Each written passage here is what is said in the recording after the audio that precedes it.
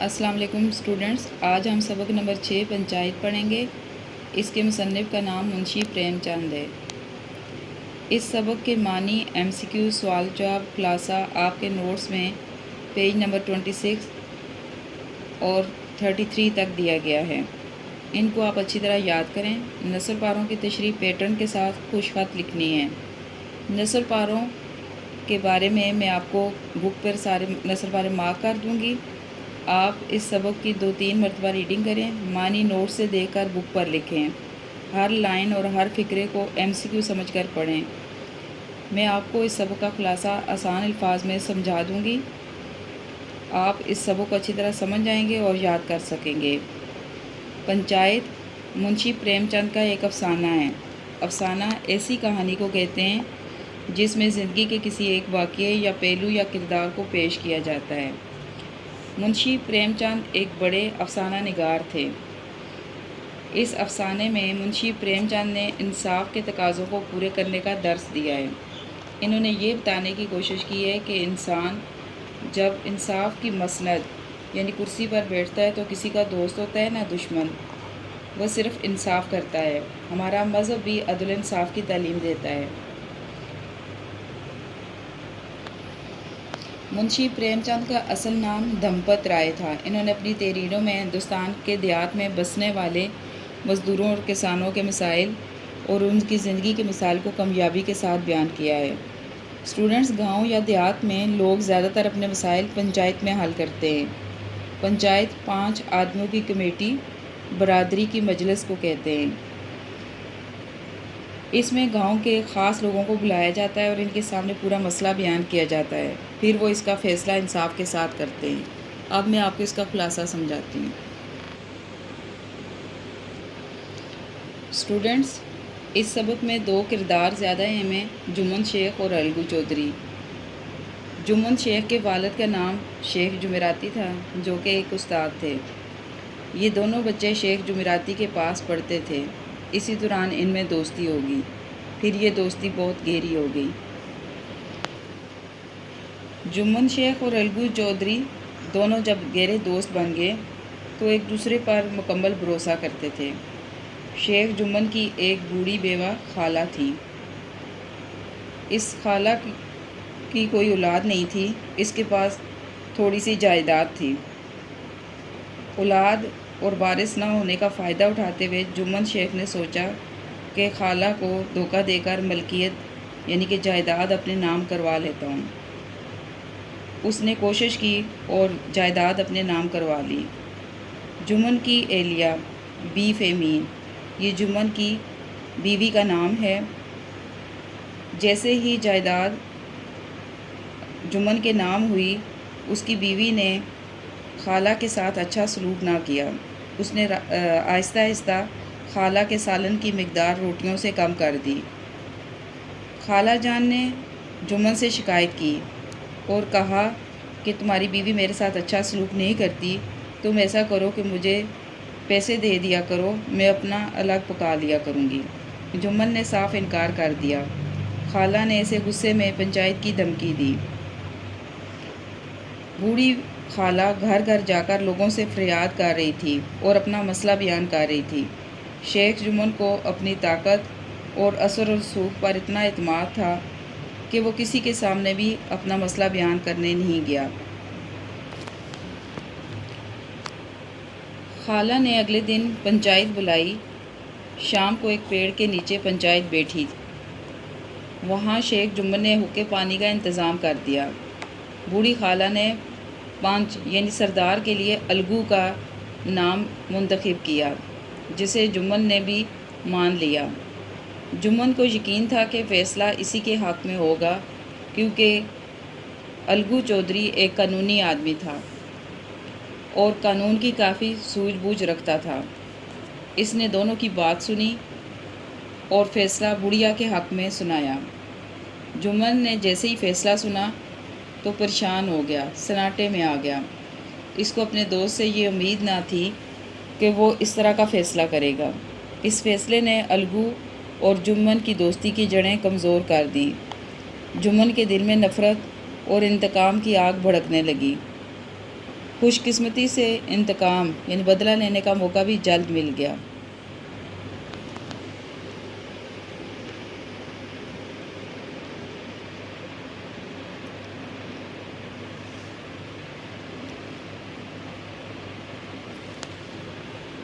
الگو چودھری پچھلے سال میلے سے خوبصورت بیل کی جوڑی لایا تھا۔ پنچایت کے 1 مہینے کے بعد ایک بیل مر گیا۔ الگو نے اپنا دوسرا بیل سمجھو سیٹھ جو اسی گاؤں میں رہتا تھا اس کے ہاتھ بیچ دیا۔ وہ بیل گاڑی چلاتا تھا۔ سمجھو سیٹھ گوڑ گھی بھرتا اور منڈی لے کر جاتا تھا اور وہاں سے تیل اور نمک لاد کر لاتا اور گاؤں میں بیچتا تھا۔ اس نے الگو سے یہ بیل خریدا اور قیمت ادا کرنے کے لیے 1 مہینے کا وعدہ کیا۔ سمجھو سیٹھ کے ہاتھ جیسے ہی وہ بیل آیا، وہ دن میں 3 4 منڈی کے چکر لگاتا۔ ایک دن اس نے بیل پر واپسی پر اتنا بوجھ لادا کہ وہ زمین پر گرا اور دوبارہ نہ اٹھ سکا۔ سامان اور روپے اس کے پاس تھے، اس نے وہیں رات بسر کی۔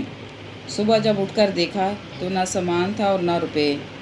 پریشان حال گھر پہنچا۔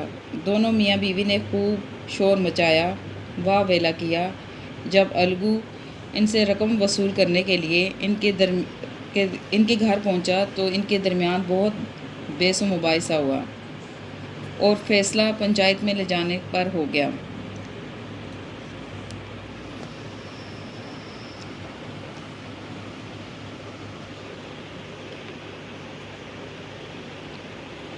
اب دوبارہ پنچایت بیٹھی۔ اب الگو چودھری کی جگہ شیخ جمن کو پنچ بنایا گیا۔ اب جمن کے پاس وقت تھا کہ وہ الگو سے بدلہ لیتا۔ جمن نے دونوں کے دلائل سنے اور دلائل سننے کے بعد فیصلہ الگو کے حق میں سنا دیا۔ الگو سے گلے لپٹ کر بولا کہ پہلے تو میں تمہارا دشمن تھا، لیکن پنچایت کی کرسی پر بیٹھ کر مجھے اندازہ ہوا کہ انصاف کرتے ہوئے کوئی کسی کا دوست ہوتا ہے نہ دشمن۔ اب دونوں کے دل صاف ہو گئے تھے اور دوبارہ سے وہ بہترین دوست بن گئے تھے۔ شکریہ۔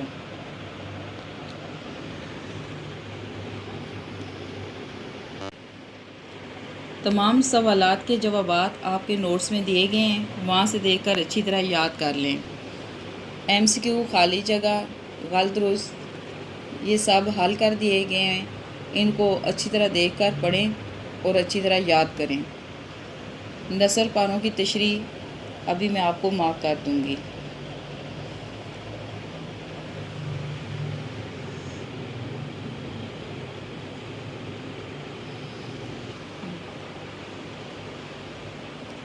یہ نوٹس کے MCQ ہیں، یہ بھی حل کر دیے ہوئے ہیں۔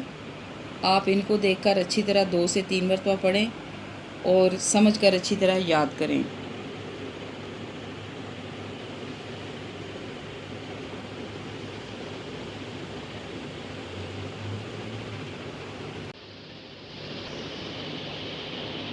سبق پنچایت پیراگراف نمبر 1۔ جمن شیخ اور الگو چودھری میں بڑا یارانہ تھا۔ یارانہ دوستی، ساجے میں کھیتی ہوتی، ساجے شراکت، حصہ داری، لین دین میں بھی کچھ ساجا تھا، لین دین، حساب کتاب، کاروبار، ایک کو دوسرے پر کامل اعتماد تھا، کامل مکمل اعتماد، بھروسہ۔ جمن جب حج کرنے گئے تو اپنا گھر الگو کو سونپ گئے، حوالے کر گئے، اور الگو جب باہر جاتے تو جمن پر اپنا گھر چھوڑ دیتے۔ اس دوستی کا آغاز، شروعات اسی زمانے میں ہوا جب دونوں لڑکے جمن کے پدر باپ بزرگوار محترم شیخ جمراتی، جمن شیخ کے والد کا نام، کے روبرو سامنے زانوئے ادب طے کرتے تھے۔ زانوئے ادب طے کرنا، ادب کے ساتھ بیٹھنا۔ یہاں تک آپ نے نثر پارے کی تشریح کرنی ہے۔ Line number 8، first paragraph. شیخ جمن کی ایک بوڑھی بیوہ خالہ تھی، یہاں سے لے کر خاطرداریوں پر بھی مہر ہوگی لائن نمبر 11 تک۔ اس میں آپ معنی دیکھ لیں: ملکیت، جائیداد، وارث، مالک، وعدے وعید، قول و قرار، سبز باغ دکھانا، دھوکہ دینا، ملکیت جائیداد، حبہ نامہ، اقرار نامہ، خاطرداریاں، خاطر تواضع کرنا، چٹپٹے لذیذ، پگڑی کی مہر ہونا، اپنے نام کروانا، خاطرداری تواضع، مہر ہو گئی، بند ہو گئی۔ پیج نمبر 37، اس میں پیراگراف نمبر 3، اس کے معنی لکھیں۔ صدا، آواز، اندیشہ، ڈر، قرب و جوار، ارد گرد، آس پاس، شرمندہ مند، احسان مند، حقیر، کمتر، جرأت، دلیری، بہادری۔ سیکنڈ پیراگراف، لکڑی لیے، لاٹھی لیے، آس پاس، ارد گرد، کمان، ایک خمدار آلہ جس سے تیر چلاتے ہیں، تیر دان۔ بات آ پڑی تھی، مسئلہ بن گیا تھا، تصفیہ، حل، فیصلہ، رسوخ، رسائی، منطق، علم، دلیل، فریاد کرنے نہیں گئے، زیادتی کی شکایت کرنے نہیں گئے۔ تھرڈ پیراگراف، دانست، عقل، گریہ زاری، رونا دھونا، خوبی تقدیر، قسمت کی خوبی، مائل، متوجہ، زخم پر نمک چھڑکنا، مزید پریشان کرنا، گھوم گھام کر، پھر پھرا کر، لاٹھی پٹک دی، پھینک دی۔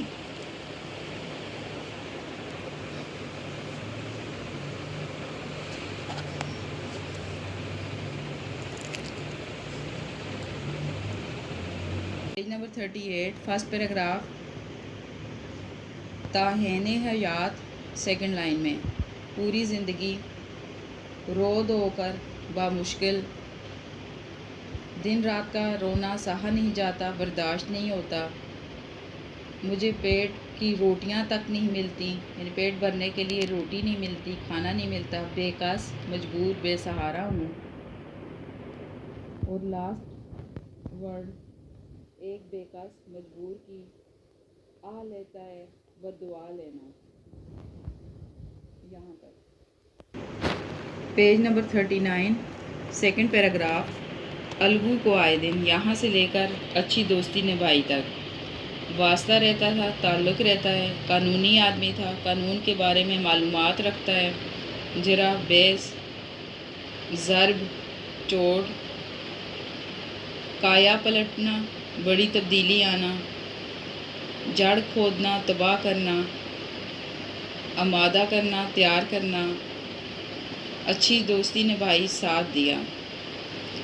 یہ نثر پارے آپ نے اچھی طرح سے ان کے معنی یاد کرنے ہیں اور ان کی تشریح آپ نے سادہ شیٹس پر پیٹرن کے ساتھ لکھنی ہے اور لکھ کر اس کی پریکٹس کرنی ہے۔